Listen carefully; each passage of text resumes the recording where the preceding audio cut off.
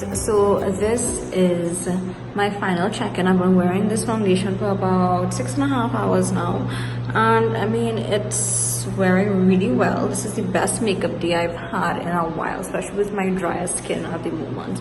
And usually I get a lot of cracking up by this time, like around here, especially under the chin, around here, around my nose, and as you can see, there's nothing like that.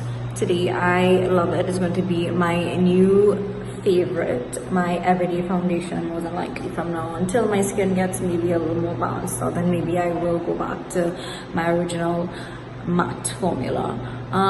As for the Huda makeup, of course, as you can see, it wore well, blended well. I got a really nice, you know, pretty look out of it, and it did not wear down. There was no excessive creasing, except, you know, there's always that creasy part in my left eye, but besides that, it's wonderful.